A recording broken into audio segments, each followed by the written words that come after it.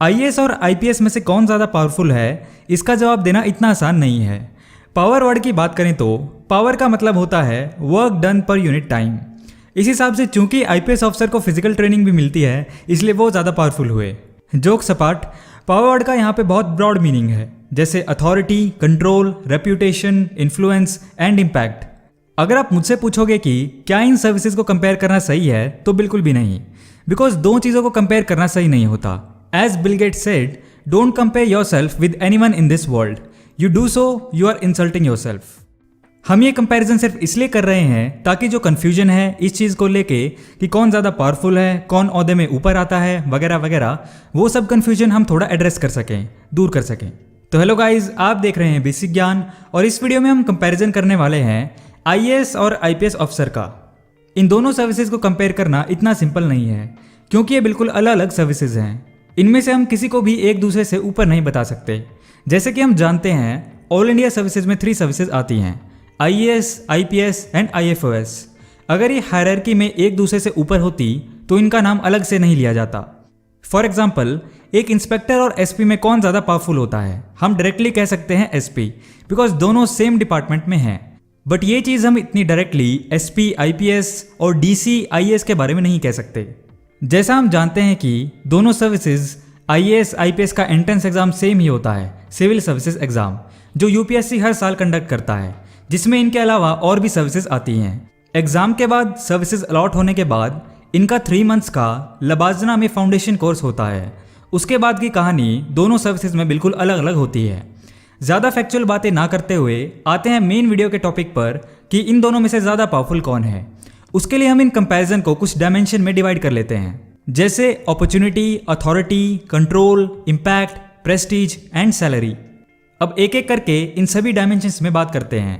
Opportunity, IAS में highest post होती है कैबिनेट सेक्रेटरी और आईपीएस में हाईएस्ट पोस्ट होती है सीबीआई डायरेक्टर। दोनों आईएएस और आईपीएस ऑफिसर्स के पास प्रमोशन वाइज और करियर वाइज अच्छी अपॉर्चुनिटीज होती हैं। हाईएस्ट लेवल पे बात करें तो जैसे आईएएस में late Shri Naresh Chandra 1956 batch IAS officer, जो आईएएस से as an cabinet secretary highest post in IAS से रिटायर हुए थे, और उन्हें 2007 में सिविल सर्विसेज में India second highest civil honour Padma Vibhushan दिया गया था। और आईपीएस में बात करें तो Shri Ajit Kumar Doval, national security adviser, जिनके बारे में ऑलमोस्ट सभी जानते हैं, आईपीएस में as an CBI director highest post in IPS से रिटायर हुए थे। Next point is authority.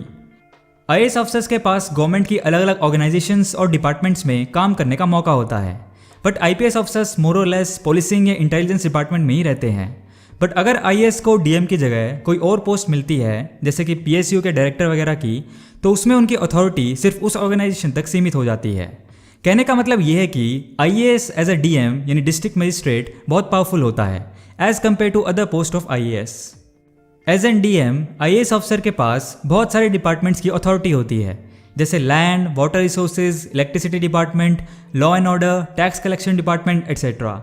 Same level पे आईएएस और आईपीएस ऑफिसर्स जैसे डीएम और SP of a district, SP हमेशा डीएम को रिपोर्ट करता है और डीएम कभी भी जाके पुलिस स्टेशन की इंक्वायरी कर सकते हैं।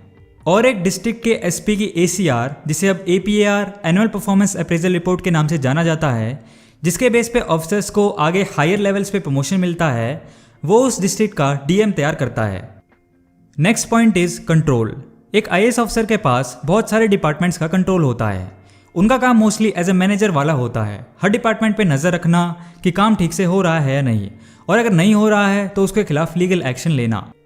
एक आईपीएस ऑफिसर के अंडर हायरार्की वाइज काफ़ी बड़ी पुलिस फोर्स आती है, जिसको वो डायरेक्टली कमांड कर सकता है।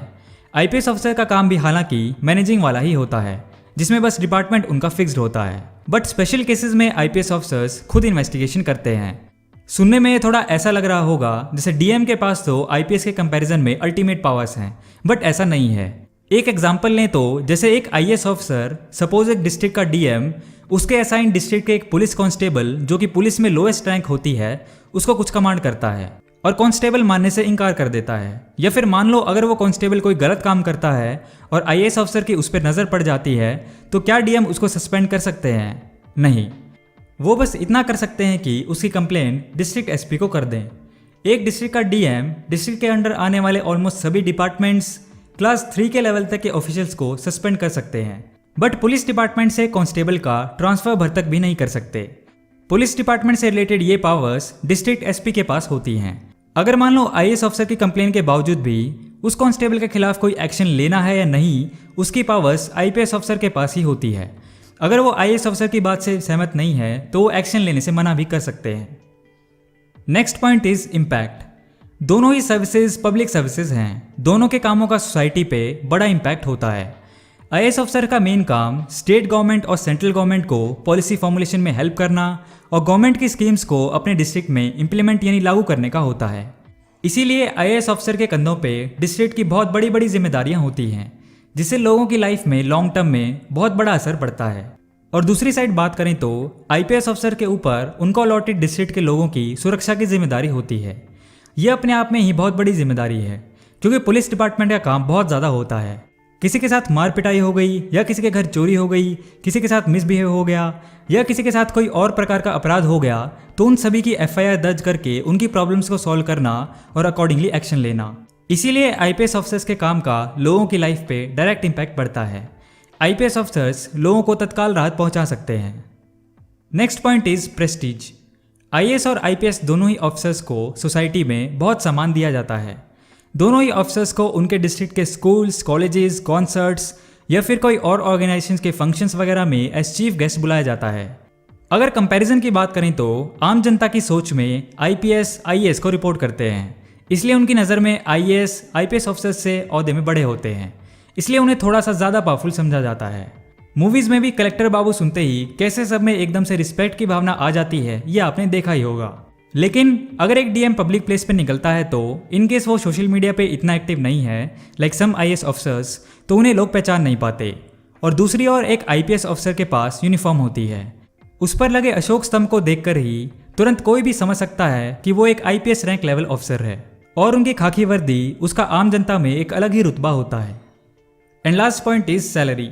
अगर आप ये पूछेंगे कि आईएएस और आईपीएस ऑफिसर में ज़्यादा जिम्मेदारी किसके पास होती है, तो वो है आईएएस ऑफिसर। और अगर हम ये बात करेंगे कि दोनों में से ज़्यादा स्ट्रेसफुल किसकी जॉब होती है, तो वो है आईपीएस ऑफिसर की। बिकॉज पुलिस डिपार्टमेंट की 24/7 जॉब होती है, ना ही उन्हें कोई वीकेंड्स वाली छुट्टियां होती हैं, ना कुछ और। कंपैरिजन वाइज आईएएस ऑफिसर की जॉब थोड़ी 9 to 5 टाइप होती है। अगर इमरजेंसी सिचुएशंस यानी आपातकालीन स्थितियों के अलावा बात करें तो आईएएस ऑफिसर्स को सिर्फ अपने नियमित समय में ही काम करना होता है और उन्हें सरकारी छुट्टियों के बेनिफिट होता है। इन सब के बावजूद आईएएस ऑफिसर की सैलरी हमेशा एक सिमिलर लेवल के आईपीएस ऑफिसर से थोड़ी सी ज़्यादा होती है और उन्हें पर्क्स एंड बेनिफिट्स यानी सरकारी सुविधाओं के लाभ भी कंपैरिजन वाइज थोड़े से ज़्यादा मिलते हैं। अब बात करें कंक्लूजन की, तो ओवरऑल ज़्यादा पावरफुल कौन है? आईएएस एंड आईपीएस दोनों के अपने अपने कुछ प्रॉज और कॉन्स हैं। दोनों के पास डिस्ट्रिक्ट लेवल पे अपने अपने डिपार्टमेंट्स में अलग अलग पावर्स हैं। दोनों ही सर्विसेज अपने अपने लेवल पे लोगों की लाइफ में एक अच्छा बदलाव लाने के लिए बहुत बड़ी अपॉर्चुनिटी देती हैं। आईएएस लोगों की लाइफ में लॉन्ग टर्म में इम्पैक्ट लाती हैं और आईपीएस इमीडिएट। जितनी ज़्यादा बड़ी पावर्स मिलती हैं उतने ही उनके पास जिम्मेदारियां होती हैं। आईएएस और आईपीएस में से किसी के पास भी अल्टीमेट पावर नहीं है। दोनों को एक दूसरे को संज्ञान में लेकर के सलाह मशवरा करके मिलकर काम करना पड़ता है। कई बार दोनों में तालमेल ना होने की वजह से विवाद छिड़ सकता है। आईपीएस और आईएएस के इस पावर डिस्प्यूट की वजह से कई बार कुछ डिस्ट्रिक्ट्स में दोनों ऑफिसर्स के बीच असहमति के कारण डिस्ट्रिक्ट प्रशासन में तनाव भी हो जाता है। जब बातचीत से मसला नहीं सुलझता है तो एक्सट्रीम केसेस में एक या फिर दोनों ऑफिसर्स का ट्रांसफर कर दिया जाता है। तो बेसिकली ये थी दोस्तों powers of IAS versus IPS. Polity की और वीडियोस देखने के लिए आप पॉलिटिकल साइंस की प्लेलिस्ट को चेक कर सकते हैं। और अगर आपको ये वीडियो पसंद आया हो तो बेसिक ज्ञान को सब्सक्राइब करके बेल नोटिफिकेशन ऑन कर लें ताकि आपको आने वाली वीडियोस की नोटिफिकेशन मिल जाए। और ऐसे ही ज्ञान से भरी वीडियोस के लिए देखते रहिए बेसिक ज्ञान।